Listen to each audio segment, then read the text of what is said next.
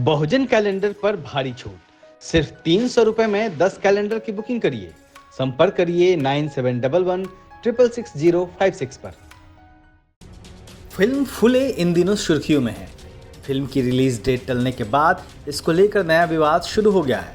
इसके पक्ष और विपक्ष में आवाजें उठने लगी हैं। एक्टर और डायरेक्टर अनुराग कश्यप भी इस मामले में कूद पड़े हैं। अपने बेबाक अंदाज के लिए जाने जाने वाले अनुराग कश्यप ने खुलकर फुले फिल्म का पक्ष लिया है और फिल्म इंडस्ट्री के भीतर जातिवाद की कलई खोलकर रख दी है। ब्राह्मणवादी संगठनों के विरोध के बाद इसकी रिलीज डेट जहां 25 अप्रैल कर दी गई, तो वहीं CBFC ने इसे यू सर्टिफिकेट दे दिया। इसके साथ ही सेंसर बोर्ड ने निर्माताओं को इसमें कई संशोधन करने को कहा है, जिसको लेकर अनुराग कश्यप भड़क गए हैं। अनुराग कश्यप ने अपने सोशल मीडिया हैंडल पर लिखा कि धड़क 2 की स्क्रीनिंग में सेंसर बोर्ड ने बोला मोदी जी ने इंडिया में कास्ट सिस्टम खत्म कर दिया है। उसी आधार पर संतोष भी भारत में रिलीज नहीं हुई। अब ब्राह्मण को समस्या है फुले से।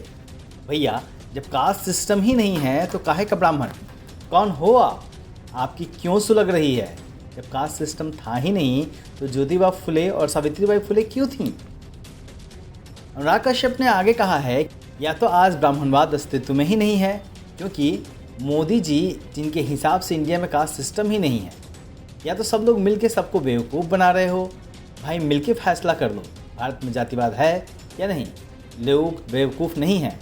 आप ब्राह्मण लोग हो या फिर आपके बाप हैं जो ऊपर बैठे हैं, निर्णय लो।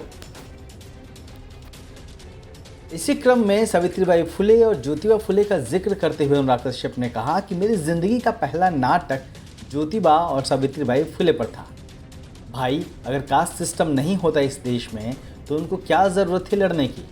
अब ये ब्राह्मण लोगों को शर्म आ रही है, या वे शर्म में मरे जा रहे हैं, या फिर एक अलग ब्राह्मण भारत में जी रहे हैं जो हम देख के नहीं देख पा रहे हैं।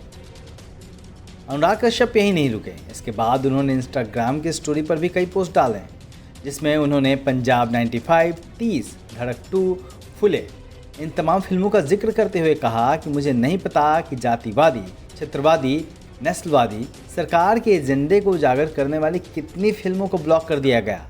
उन्हें अपना चेहरा आईने में देखने में शर्म आती है।